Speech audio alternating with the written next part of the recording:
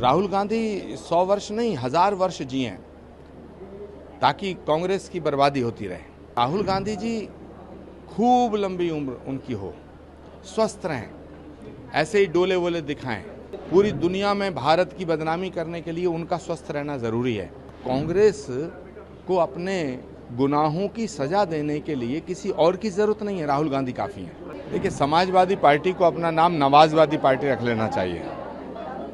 Samajwadi party वो party है जिसने इस उत्तर प्रदेश को, जब जब उनकी सरकार आई, इस उत्तर प्रदेश को जातिवाद के एक युद्ध में झोंकने का काम किया, जातिवाद की आग में झोंकने का काम किया।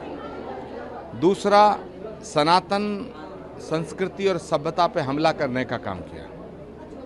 समाजवादी पार्टी के नेता बौखला गए हैं और जब से वेस्ट बंगाल में ममता दीदी की हार हुई है, तब से वो घबराए हुए हैं। सपने में भी उन्हें योगी आदित्यनाथ और नरेंद्र मोदी दिखते हैं। जहां तक स्कूल में ड्रेस कोड लागू होने का फैसला है, इसको अप्रिशिएट करना चाहिए, इसकी सराहना की जानी चाहिए, क्योंकि किसी भी संस्था की एक खास वेशभूषा अगर है तो वो उसके गौरव का प्रतीक है। और मुझे लगता है कि पूरे उत्तर प्रदेश के अंदर कोई भी व्यक्ति ये नहीं कह सकता है कि हमें दबाया जा रहा है।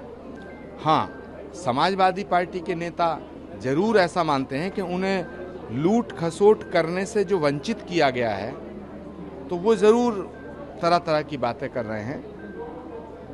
योगी आदित्यनाथ के बारे में बात करना, योगी आदित्यनाथ जी का अपमान करना, नरेंद्र मोदी जी के लिए अपशब्दों का प्रयोग करना, तो ये एक खास किस्म का गुंडाइज्म है। ये सेकुलरिज्म नहीं है, ये गुंडाइज्म है। सेकुलरिज्म के नाम पर गुंडाइज्म थोपने की कोशिश की जा रही है, जो मुझे लगता है कि भारत की जनता स्वीकार नहीं करेगी। स्वामी जी, एक कांग्रेस के नेता हैं, उन्होंने लॉन्ग लिव राहुल गांधी के नारे लगाए हैं शपथ ग्रहण समारोह के दौरान। राहुल गांधी 100 वर्ष नहीं 1000 वर्ष जिए ताकि कांग्रेस की बर्बादी होती रहे। कांग्रेस की बर्बादी का अगर कोई एक व्यक्ति जिम्मेदार है, वो तो राहुल जी हैं।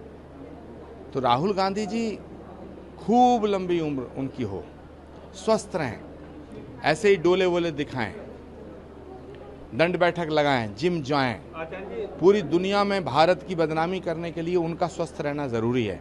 और कांग्रेस को अपने गुनाहों की सजा देने के लिए किसी और की जरूरत नहीं है, राहुल गांधी काफी हैं। अच्छा जी, राहुल गांधी जी एक बयान बहुत वायरल हो रहा है, जिसमें उन्होंने कहा है कि एक तरफ तो देश के प्रधानमंत्री आर्थिक संकट की बात करते हैं, वहीं विदेश जाकर मेलोनी को मेलोडी ट्रॉफी खिला रहे हैं। क्या कुछ कहेंगे? करोड़ों रुपए खर्च करते हैं। मैं प्रधानमंत्री जी से रिक्वेस्ट करूंगा कि जब वो भारत आए तो एक मेलोडी का पैकेट राहुल गांधी जी को भी दें।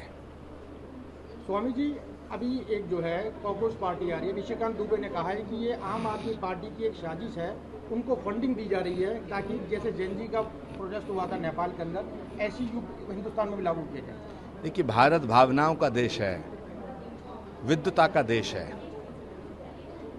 भारत की जनता कुछ भी बर्दाश्त कर सकती है, लेकिन भारत को तोड़ने वालों की साजिश बर्दाश्त नहीं करती है। ये जो तमाम तरह की कॉकरोच, छिपकली, कल को कोई स्नैक्स पार्टी बनाएगा, फिर कोई छछूंदर पार्टी बनाएगा, तो सवाल इस बात का है कि ये एक बेवकूफ़ी की इंतहा है।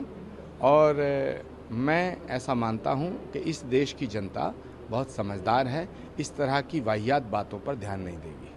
कोलकाता कोर्ट का एक बयान आया जिसमें उन्होंने कहा है कि ईद पर गाय की कुर्बानी जरूरी नहीं, और विधायक है टीएमसी के हुमायूं कबीर, उन्होंने कहा कुर्बानी देंगे। क्या कुछ कहेंगे? हुमायूं कबीर का नाम ही मुगलों से जुड़ता है।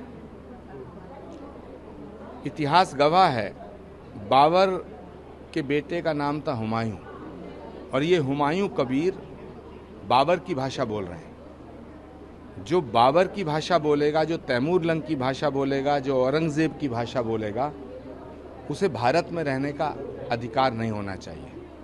मैं शुवेंदु अधिकारी और उनकी सरकार से ये अनुरोध करना चाहता हूँ कि इस हुमायूं कबीर को बाबर के पास भेज देना चाहिए।